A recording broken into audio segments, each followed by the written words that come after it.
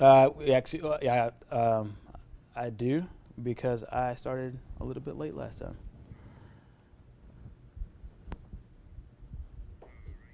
Yep.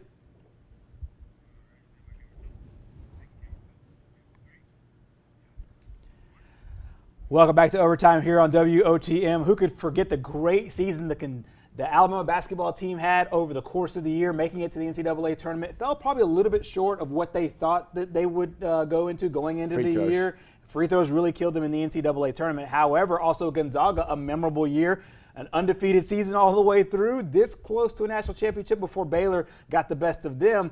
Alabama looking to beef up its non-conference schedule. And how about this? The Crimson Tide and the Gonzaga Bulldogs will play. It's not a home and home. It's a neutral site and neutral site. This December, Alabama will make the trip over to Seattle, not Spokane. They'll go to Seattle and they'll play Gonzaga over there in the Washington area. And then coming up next year in 2022, Gonzaga will make the trip to Alabama. They'll play in Birmingham. They'll look to play at the new renovated BJCC. That should be an epic atmosphere, and especially if both Coach Few and Coach Nate Oates have their programs going in the same direction that they've been going in. That could be a top 15, top 5, top 10 matchup there in both in Seattle and in Birmingham. What's your take on Bama beefing up their non-conference schedule here? Yeah, you look at some of these non-conference teams. I mean, Stanford is a nice game. Not thrilling, but nice. Right. UNLV again, nice. Providence, if you want to be up in the Northeast, but putting Gonzaga up there is really going to add to not only the ability to play an exciting game during the regular season, but also any type of RPI help they need is going to come in big. Because you want to be able to play teams that are among the best in the country when you're looking for that at-large bid if you don't win your conference tournament, or you want to have every advantage you can. Having a strong strength of schedule gives them that. Exactly. Should be noted that John Rothstein of CBS Sports is the one that reported this. It hasn't come out from the universities yet, but normally it's a precursor right before the universities officially announced this basketball game.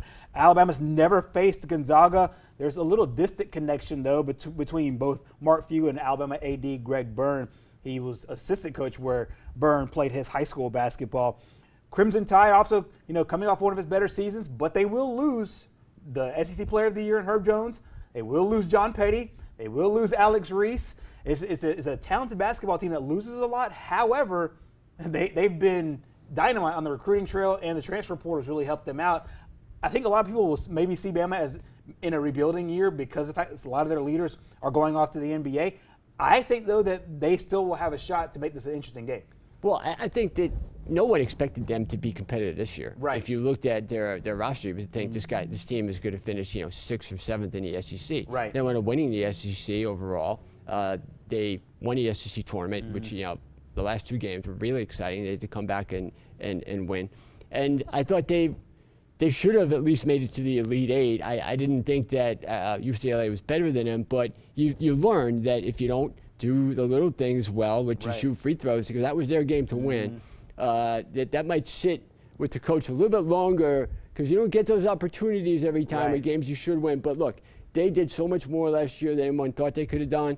I think now the expectations are there, though, and now anything less than what they did this year will be looked upon as, well, why aren't they as good as? Right. So expectations can lead to more expectations, which means if you don't meet them, you're going to get in some trouble. But I think that they're in good hands with this, the way the program is going. Exactly. And also, it should be noted that NCAA tournament was in a bubble. They had to test all year long. There was a lot of different adversity for all the teams this year. And Alabama really took advantage. You would think that coming up next year, they would have a whole lot of positive energy and positive juice going into the season. Next thing we'll talk about, Mark, here in our news and notes segment is Tua Tagovailoa. He had some interesting comments here of the past day. He talked about his comfortability with the playbook. He says he feels a lot more comfortable now than he did last year as a rookie. Of course, he came in for Fitzpatrick, who was benched, and then they kind of rotated both of them in different game situations. Brian Flores did say that Tua was their quarterback going forward. There was thought that they might go after a quarterback this year in the draft. They did not. They went and got Jalen Waddle, his old running mate at Alabama. But he said last year for him wasn't as comfortable calling the plays. He says he feels a lot more comfortable now, and he feels healthier now. Should Dolphins fans and Alabama fans who are rooting for him on the next level be a little bit more excited about him in his sophomore campaign? Well, I think you should have expected. I know I expected him for this year to be more of a learning year because he wasn't healthy. When you're coming off an injury like that with your hip, you want to be able to play into your role. I think learning the offense was the perfect time to do that last year, which for him, he shouldn't have been playing too many games because you didn't know if he was healthy enough to do it. But he wound up being thrown out there. I thought he did okay. His first 5 games, 6 touchdowns, no interceptions, was completing over 60% of his passes. He was playing pretty well. And then the last 5, throwing 5 touchdowns and 5 interceptions. That's where you kind of saw a little bit of the confusion. There wasn't that. Usually when Tua's in a game, something lucky happens for you. Right. That went away for Miami during that time. And you saw when his backup was in, Fitzmagic. The Dolphins, I know they won a game against the Raiders that seemed impossible. That's right. Those sort of things seem to happen more with Fitzpatrick in the game. Usually they happen with Tua. I still think Tua can be good. The only thing I worry about is if his ability to take a hit, and he didn't show he could take that at Alabama. And he better show that he can take that at Miami, otherwise he's not going to have a very long career. Exactly. One of his direct quotes about last year, he said he didn't have the comfortability with checking plays and alerting plays. They made the play calls really simple when he was in the game, which you would expect that from a rookie. But then you saw Justin Herbert kind of insert himself into the Chargers organization, and everybody kind of kept making the comparison. Did Miami choose the wrong guy because Herbert looked phenomenal? I think it's a little bit unfair to do that in their rookie seasons. I think the Chargers, obviously, they have it's a little bit of a different division out there. But I do find it interesting, though, that Tua said this, and he shares a division with defensive genius Bill Belichick and another great defensive coach in Sean McDermott with the Buffalo Bills. The Patriots have basically rewired their whole team. They're trying to re-strengthen their team once again. There's talk out there. They're going to try to get Julio Jones out there so they can be even better going into next year. The Bills obviously had a phenomenal year last year, knocked on the doorstep of a Super Bowl berth, and then you got a sophomore quarterback there as well.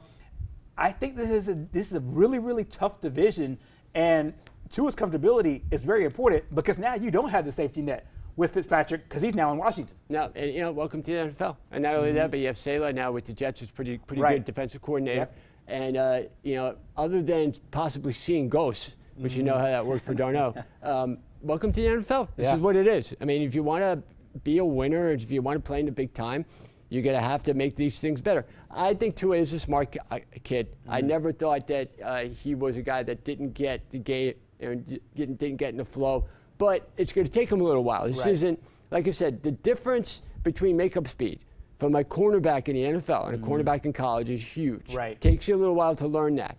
Justin Herbert was a great quarterback. Just because he had success doesn't mean you should look at what Tua and say, well, he's not as good, or take away from anything that he did or didn't do. 2 different quarterbacks. I think you got to give Tua kind of wait till he gets healthy and then be able to judge him on some things. It's hard to look at the situations and compare them. 2 totally different situations, but to take nothing away from any success. We'll look forward to their sophomore campaigns coming up in just a few weeks. They have mini camps and training camps, and we'll get the season started pretty shortly. Well, speaking of football, coming up next here on Overtime, one of the best to ever do it at his position is calling it a career. We'll talk about it coming up next.